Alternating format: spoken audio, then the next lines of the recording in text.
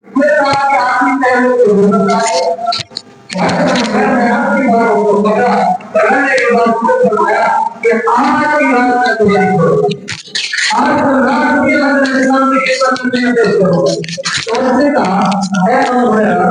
مجھے چھوڑ دے، میں تجھے ایک علاج بتاتا ہوں۔ تو حضرت ابو ہریرہ رضی اللہ تعالیٰ عنہ فرمانے لگے تو ہے کون؟ تو کہنے لگا میں شیطان ہوں۔ وہ کہنے لگا میں کون ہوں؟ شیطان ہوں۔ تو کیوں آئے یہاں پہ؟ بس چوری کرنے آیا؟ کیا درس دیتا ہے، کیا سبق دیتا ہے، کیا چیز بتائے گا تو میں تجھے چھوڑ دوں؟ تو اس نے کہا ابو ہریرہ جس جگہ پر آیات الکرسی کی تلاوت کی جائے، آیات الکرسی پڑھی جائے، ہم لوگ وہاں نہیں آیا کرتے۔ حضرت ابو ہریرہ نے چھوڑ دیا، چلا گیا۔ صبح ہوئی، نماز پڑھی، حضور علیہ السلام نے نماز پڑھائی، نماز کے بعد پوچھا ابو ہریرہ رات والے چور کا کیا بنا؟ تو حضرت ابو ہریرہ رضی اللہ تعالیٰ عنہ نے عرض کیا اللہ کے پیغمبر آیا تھا، میں نے پکڑا تھا، قابو کر لیا تھا اور وعدہ کیا، میں نے کہا میں تجھے آج لازمی پیش کروں گا۔ تو اس نے کہا میں آپ کو ایک علاج بتاتا ہوں کہ جہاں آیت الکرسی پڑھی جائے وہاں شیطان نہیں آتے، وہاں چور نہیں آتا، وہاں ڈاکو نہیں آتا، وہاں کوئی بدماش نہیں داخل ہو سکتا۔ آج کے بعد میں یہ نہیں آؤں گا۔ تو اللہ کے حبیب یہ بات ٹھیک ہے؟ اللہ کے حبیب صلی اللہ علیہ وسلم نے ارشاد فرمایا ہے تو جھوٹوں کا سردار مگر بات سچی کی ہے۔ اللہ کے نبی نے کیا فرمایا؟ ہے تو جھوٹوں کا سردار، شیطان بھی جھوٹ بولتا ہے نا، جھوٹوں کا سردار ہے، لیکن یہ بات اس نے بالکل ٹھیک کہی ہے۔ جس جگہ پر آیت الکرسی پڑھی جائے وہاں شیطان نہیں آتے، جس جگہ پر آیت الکرسی پڑھی جائے وہاں جنات نہیں آتے، جس جگہ پر آیت الکرسی پڑھ لے پھونک مار دے تو فرمایا اللہ کے پیغمبر نے اس گھر میں چور داخل نہیں ہو سکتے، مال کی چوری نہیں ہوگی۔ آج ہم ڈنڈا لے کے سو جاتے ہیں، بندوق لے کے سو جاتے ہیں، پہرے داری کرتے ہیں، لیکن کیا ہے کہ پھر بھی چوری ہو جاتی ہے۔ اگر ہم آیت الکرسی پڑھ لیں، اول کیا چیز ہے؟ اول ہے عمل اور پھر اس کے بعد ہے اعتقاد، یقین۔ عمل ہو، اس کے بعد پکا یقین ہو تو پھر اللہ کے ہاں اس کی حفاظت ضرور ہوتی ہے۔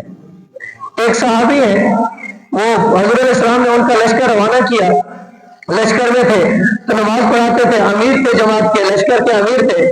جب بھی نماز پڑھاتے پہلی رکعت میں، فرض نماز کی پہلی رکعت میں کوئی بھی سورت تلاوت کرتے اور دوسری جو رکعت پڑھتے تھے اس میں فاتحہ کے بعد ہر نماز کی ہر رکعت میں قل هو اللہ احد پڑھتے تھے۔ اور جو پیچھے والے تھے انہوں نے سمجھا بھئی اس کو کیا ہے، یہ ہر رکعت میں ہی قل هو اللہ احد پڑھتا ہے۔ تو امیر سے تو پوچھنے کی نوبت نہیں آئی۔ جب واپس آئے تو اللہ کے پیغمبر سے کہا اللہ کے رسول بڑی عجیب بات ہے، ہم پورے لشکر میں اس کے پیچھے نمازیں پڑھتے رہے، پہلی رکعت میں تو کوئی سورت پڑھتا تھا اور دوسری رکعت میں صرف قل هو اللہ احد ہی پڑھتا تھا۔ تو اللہ کے نبی نے فرمایا اسی سے پوچھو جو یہ کرتا تھا۔ اب یہاں ایک سبق یہ بھی ہے، جس کی غلطی ہو اسی کو بتانا ہے، جس سے سوال پوچھنا ہو، جس کے متعلق ہو اسی سے پوچھنا ہے کہ اس عمل میں، اس کام میں آپ کی نیت کیا تھی، آپ کیا کر رہے تھے، آپ نے یہ کام کیوں کیا۔ آج ہمارے ماحول میں جو خرابی آ رہی ہے، جو بد نظمی آ رہی ہے، جو بد اعتمادی آ رہی ہے، وہ یہ ہوتا ہے کہ غلطی اس کی ہوتی ہے، سنواتے ہیں اس کو، بیماری یہاں ہوتی ہے، علاج وہاں ہوتا ہے۔ اور ہمارے سریکی میں ایک مثال ہے نا کہ درد گدا کو ٹھپو کبھار کو، یہ گدا ٹھیک ہو جائے گا؟ بیمار گدا تھا اور ٹیکا کبھار کو لگا دیا تو یہ تو ٹھیک نہیں ہوگا نا۔ تو جہاں جب بیماری ہے پتہ بھی اسی کو ہے کہ مجھے کیا تکلیف ہے، تو جس کی غلطی ہو اسی سے پوچھنا چاہیے۔ تو حضور علیہ السلام نے فرمایا کہ جاؤ اسی سے پوچھو کہ آپ یہ قل هو اللہ احد کیوں پڑھتے تھے۔ وہ صحابی گئے، ہاں جی امیر صاحب آپ ہر رکعت میں، دوسری رکعت میں قل هو اللہ احد پڑھتے تھے، اس کی وجہ کیا ہے؟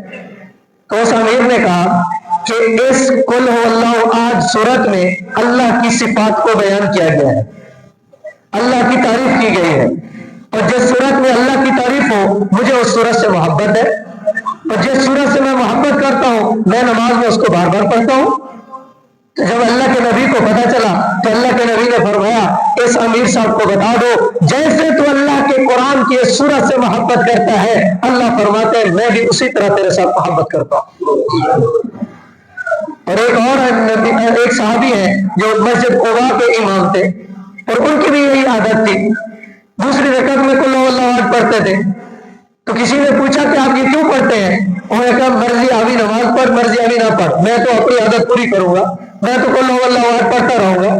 کیوں پڑھے گا؟ مجھے اس سورت سے محبت ہے، مجھے اس سورت سے محبت ہے. اللہ کے نبی کو خبر دی، اللہ کے پیغمبر وہ مسجد قباء کا امام ہے، وہ کہتا ہے قل هو اللہ احد سے میری محبت ہے، میں اس وجہ سے اس کو پڑھتا ہوں. تو اللہ کے نبی نے فرمایا اس کو بتا دو اس قل هو اللہ احد کی محبت تجھے جنت میں لے جائے گی. تو قرآن سے محبت، قرآن پر عمل، اعتقاد، یہ ساری بنیادی چیزیں ہیں. اللہ تبارک و تعالی ہم سب کو عمل کی توفیق دے، ہم سب کا خاتمہ ایمان پر فرمائے، آخرت میں رسول اللہ صلی اللہ علیہ وسلم کی زیارت اور سفارش نصیب فرما دے. وآخر دعوانا الحمدللہ رب العالمین. صلی اللہ علیہ وسلم.